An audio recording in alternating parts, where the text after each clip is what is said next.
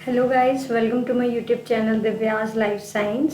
सो जैसे कि आप देख पा रहे हो, आज का हमारा टॉपिक है साइकार्डियन रिदम के बारे में। ये हमारा बॉडी का इंटरनल क्लॉक होता है, इसके बारे में आज हम जानेंगे। So don't forget to like, share and subscribe my channel. Circadian rhythm एक नेचुरल फेनोमेनन है जो हमारे बॉडी में ऑपरेट होता है और हमारे स्लीप वॉक साइकिल को रेगुलेट करता है। 24 आवर लूप में ये चीज़ों को चलाता है और हमारे स्लीप वॉक साइकिल को साइकार्डियन रिदम ही कंट्रोल करता है। बेसिकली हमारे पीनियल ग्लैंड से एक हार्मोन सेक्रेट होता है जिसे बोलते हैं हम लोग मेलाटोनिन, जो स्लीप को रेगुलेट करता है। ठीक है, इससे स्लीप रेगुलेट होती है। साथ ही साथ अवेकनेस की अगर हम बात करें तो कॉर्टिसोल नाम का हार्मोन होता है, वो हमें अलर्ट करता है। वो स्ट्रेस हार्मोन कहलाता है, वो अलर्ट करता है हमें। तो इन दोनों की ही अराउंड सारे का सारा क्लास आज हमारा घूमेगा। सर्काडियन रिदम हमारे बॉडी का इंटरनल बायोलॉजिकल क्लॉक होता है। जब भी सनलाइट से काउंटर अटैक होता है हमारे बॉडी का, तब ये सर्काडियन रिदम रीसेट करता है। सो सर्काडियन रिदम की अगर पूरी की पूरी हिस्ट्री देखें तो सर्काडियन का अर्थ ये होता है, सिरका मतलब होता है अराउंड और डीन मतलब होता है दिन। ये लैटिन वर्ड से आया हुआ है। जैसे कि मैंने आपको प्रीवियस क्लासेस में भी बताया है कि बायोलॉजी में ज़्यादातर टर्म लैटिन से आए हुए हैं और फिजिक्स में ज़्यादातर टर्म ग्रीक वर्ड से आए हुए हैं।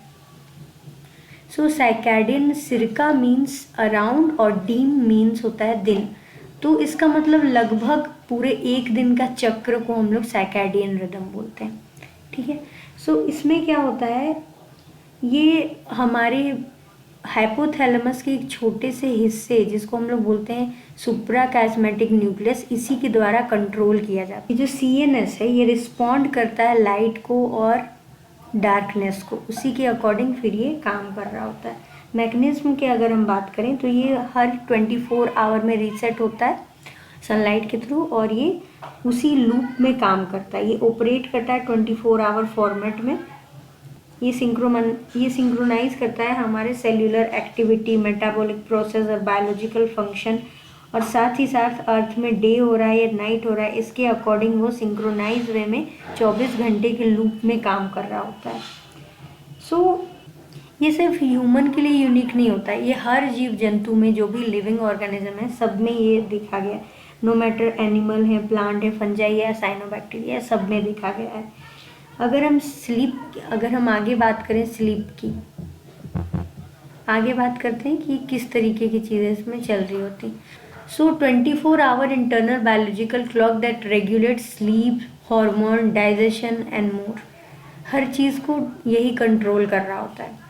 सबसे पहले अगर हम लोग बात करें स्लीप की, तो टाइमिंग एंड क्वालिटी को कंट्रोल करता है। इसको अगर हम लोग बेसिक वे में समझे तो स्लीप की आर्किटेक्चर को ये डिटेक्ट कर रहा होता है इंटरनल बायोलॉजिकल क्लॉक, कि स्लीप कब आएगी, कितनी ड्यूरेशन की आएगी और क्वालिटी ऑफ स्लीप क्या होगा, कि कितनी गहरी नींद आएगी या शैलो नींद आएगी, वो उसकी क्वालिटी ऑफ स्लीप को भी ये कंट्रोल कर रहा होता है। बात करें अब डाइजेशन की, तो डाइजेशन में क्या होता है, गट एक्टिविटी पीक में होती है स्पेसिफिक आवर्स में।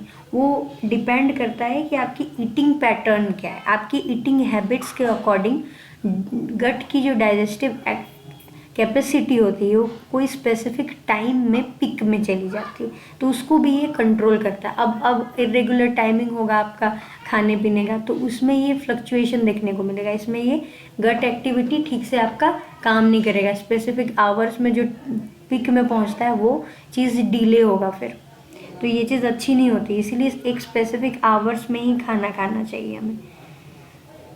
ये साथ ही साथ क्या करता है ना, ये रेगुलेट करता है एंजाइम का सेक्रीशन को, गैस्ट्रिक मोटिलिटी को, न्यूट्रिएंट्स का एब्जॉर्प्शन को, बॉल मूवमेंट, और साथ ही साथ मेटाबॉलिक एफिशिएंसी को भी ये कंट्रोल करता है।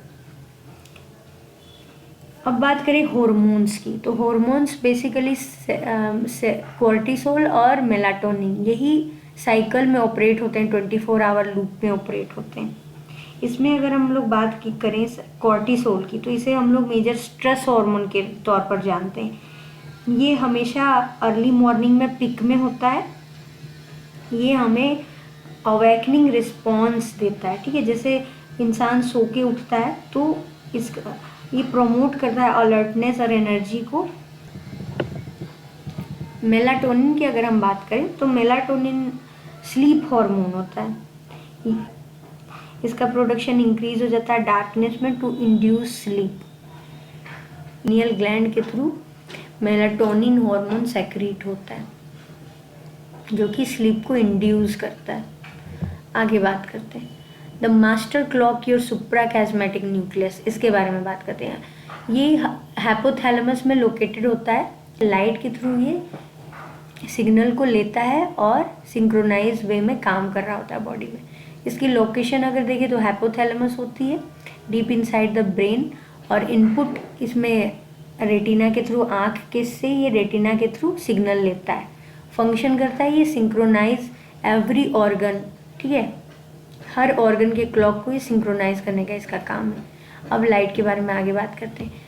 द टाइम कीपर, इसको टाइम कीपर भी बोलते हैं क्योंकि सनलाइट रीसेट करता है हमारा सर्कैडियन क्लॉक को एवरी सिंगल डे, इसीलिए हमेशा 15-20 मिनट ज़रूर बैठना चाहिए हर दिन सनलाइट में, सुबह सुबह की सनलाइट में। सो ब्लू लाइट क्या करता है ना, ये डिसरप्ट कर देता है स्लीप की क्वालिटी को, मेलाटोनिन की सेक्रीशन को। ब्लू लाइट क्या करता है, ब्लू लाइट मूर्ख बनाता है, ऐसा लगता है कि उसको, बॉडी को लगता है कि अभी भी दिन है और वो मेलाटोनिन को सेक्रीट नहीं करता है। सो blue light from the screen at night tricks the brain into thinking it's still day और डिसरप्ट करता है मेलाटोनिन को, एनहेंस स्लीप को अफेक्ट करता है।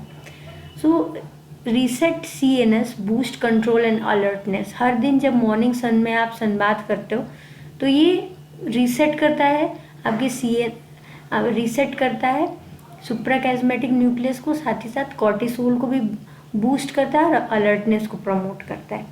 अब रात में अगर स्क्रीन आप ज़्यादा देखते हो तो इससे क्या प्रॉब्लम होती है, ये सप्रेस करता है मेलाटोनिन को और डिले करता है स्लीप ऑनसेट। आगे अगर हम बात करें मेलाटोनिन द स्लीप हार्मोन के बारे में, तो जब रात्रि होती है तो पीनियल ग्लैंड रिलीज करता है मेलाटोनिन, ये बॉडी वाइंड्स डाउन, ठीक है। आगे बात करते हैं डॉन ब्रेक। डॉन और डस्क जैसे आप जानते हो, डॉन होता है सनराइज, डस्क होता है सनसेट, ठीक है।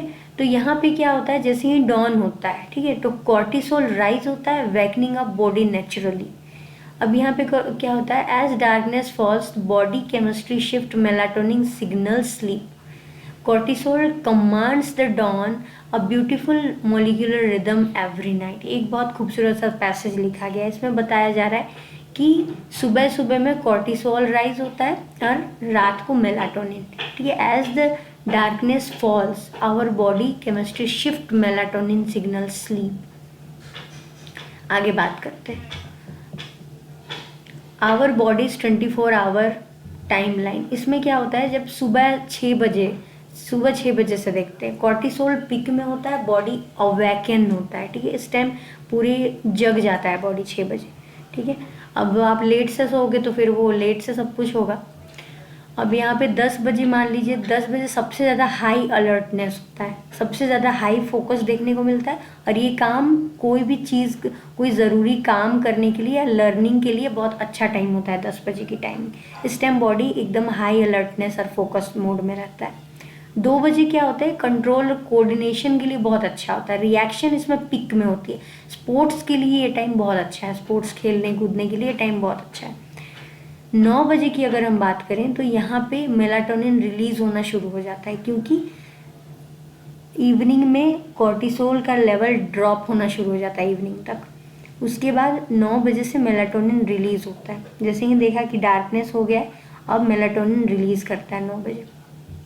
2 बजे डीपेस्ट स्लीप का टाइम होता है, उस टाइम बॉडी का टेम्परेचर काफ़ी लो होता है और ये टाइम में पूरा बॉडी पूरा रिलैक्स होता है और खुद को हील कर रहा होता है, इस टाइम में करते हैं। तो 4 बजे क्या होता है, यहाँ पे लोएस्ट बॉडी टेम्परेचर आपको देखने को मिलता है, सबसे लो बॉडी टेम्परेचर होता है, बॉडी को ठंड लग रही होती है। इस टाइम AC वगैरह चलाना ये सब ठीक नहीं होता है 4 बजे।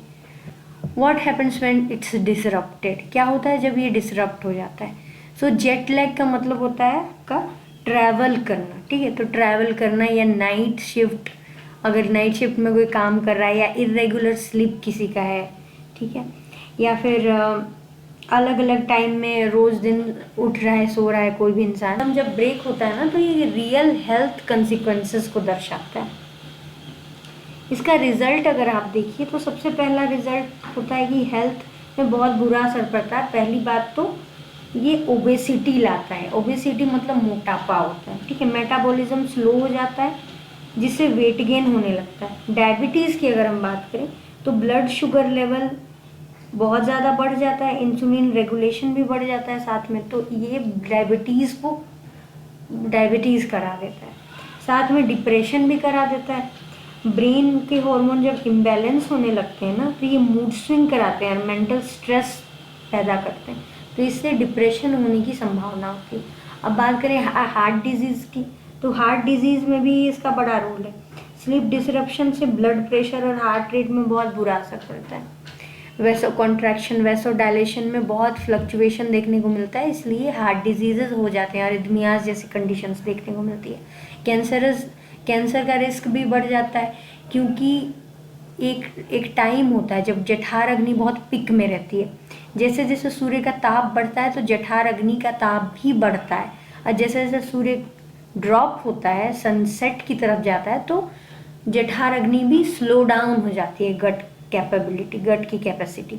तो उसमें अगर लेट नाइट आप खाना खाओगे या फिर सूर्यास्त के बाद ज़्यादा हैवी भोजन नहीं करना चाहिए। फूड डाइजेशन बहुत देर से होता है, बहुत धीमी गति से होता है, बहुत देर से होता है, इसीलिए सूर्यास्त के बाद ज़्यादा हैवी खाना खाना नहीं चाहिए। इवन बहुत लोग तो सूर्यास्त के बाद खाना ही नहीं खाते हैं, क्योंकि सूर्यास्त के बाद खाया हुआ खाना ज़्यादातर कैंसरस सेल्स को मिलता है, इसलिए कैंसरस सेल्स को प्रमोट करता है, इसीलिए बहुत लोग खाना सूर्यास्त के बाद नहीं खाते। लेकिन अगर आप खा भी रहे हो तो बहुत कम खाना खाना चाहिए सूर्यास्त के बाद। सर्कैडियन रिदम की अगर हम बात करें, इसका नेचर क्या है, तो ये देखा जाता है प्लांट्स में। अगर आप देख रहे हो तो फ्लावर्स में ओपन होता है, फ्लावर्स एक पर्टिकुलर टाइम में, फिक्स टाइम में ही फ्लावर्स खिलते हैं। कोई भी प्लांट के फूल खिलते हैं तो वो एक पर्टिकुलर टाइम में खिलते और बंद होते हैं, तो ये भी इनके एक सर्कैडियन रिदम को दर्शाता है। साथ में अगर बीज की हम बात करें तो ये नेविगेट करती हैं, अपने घर का रास्ता खुद ढूंढ लेती हैं सन की चेंजिंग पोजीशंस को देख के, साथ ही अपने इंटरनल क्लॉक की मदद से ये रास्ता खोज लेती हैं घर तक जाने के, नेविगेट कर लेती हैं। आगे बात करते हैं साइनोबैक्टीरिया की, तो even single celled organism have a circadian clock. एक छोटा सिंगल सेल ऑर्गेनिज्म के पास भी ये सुविधा मौजूद है, जो कि उनकी सेलुलर प्रोसेस को कंट्रोल करता है। अब बात करते हैं कुछ साइंटिस्ट के बारे में जिन्होंने इसकी खोज की थी। So the Nobel prize discovery in 2017, 3 scientist won the Nobel Prize in Physiology and Medicine for cracking the molecular code of circadian rhythm। अब इन्होंने क्या किया था, ड्रोसोफिला फ्लाइज के ऊपर एक्सपेरिमेंट करके पता लगाया था।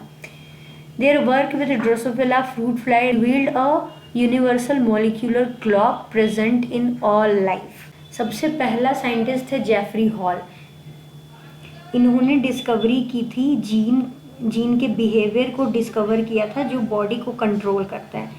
उसके बाद आया मिशेल रोशबैश, उन्होंने जीन की फीडबैक लूप मैकेनिज्म को डिकोड किया था कि कैसे प्रोटीन एक्यूमुलेट होता है और रिदम को मेंटेन करता है, इस चीज़ के बारे में उन्होंने डिस्कवर किया था। उसके बाद मिशेल यंग आए, इन्होंने 2 जीन्स को डिस्कवर किया था। उन्होंने 2 ज़रूरी जीन्स, एक था टाइमलेस और एक डबल टाइम जीन की खोज की थी, जो कि क्लॉक की टाइमिंग और रेगुलेशन में मदद करता है। सिंक योर क्लॉक, इसके बारे में बात करते हैं। टिप फॉर हेल्दी रिदम, सबसे पहले तो आपको उठना सही समय से। ये आपने कर लिया तो आपने आधा जंग ऐसे ही जीत लिया कैंसर्स और इतने सारे बीमारी के खिलाफ। इसमें क्या होता है, same time waking up time अगर आपका सेम है एवरी डे, तो ये एंकर करता है आपके सर्कैडियन रिदम को। साथ ही मॉर्निंग सनलाइट, आप 10 से 30 मिनट अगर मॉर्निंग सनलाइट लेते हैं तो ये ऑटोमेटिकली रीसेट कर ही देता है आपके सुप्राकिस्मेटिक न्यूक्लियस को every day. Say no to screen at least 30 minutes before going to bed। ये बहुत बड़ा रोल प्ले करता है, क्योंकि आप स्क्रीन अगर आप देख रहे हो लैपटॉप की या मोबाइल फ़ोन आप चला रहे हो तो ये सिग्नल पहुंचाता है ब्रेन को कि अभी भी दिन है, अभी रात नहीं हुई है, तो मेलाटोनिन का सेक्रेशन नहीं कर पाता है वो ठीक से। सो अनटिल अनलेस स्लीप की क्वालिटी भी ख़राब होती चली जाती है। इसलिए ये चीज़ बहुत ज़रूरी है कि 1 घंटा कम से कम हम फ़ोन को दूर रखें सोने से पहले, तो बहुत अच्छी बात है। हमें अपने शेड्यूल से ही खाना खाना चाहिए, ऐसे ही उससे गट क्लॉक को सपोर्ट मिलता है। एक गट क्लॉक पिक में होता है एक पर्टिकुलर टाइम में, जब आप खाना खाते हो उस टाइम को वो नोटिस कर लेता है और वो पिक में पहुंच जाता है। तो गट हेल्थ अच्छी रहती है इससे, जब हम पर्टिकुलर टाइम में खाना खाते हैं। तो एक्सरसाइज की अगर हम बात करें तो physical activity reinforce your bodies daily rhythm. इसलिए फिजिकल एक्टिविटी और वर्कआउट करने से बॉडी का नेचर 24 आवर साइकिल और बेहतर ढंग से काम करता है। So this is all about your circadian rhythm. So I hope you enjoyed the class and please comment करके ज़रूर बताइए कि आपको आज का क्लास कैसा लगा। Please like, share and subscribe my channel. Thank you so much for watching.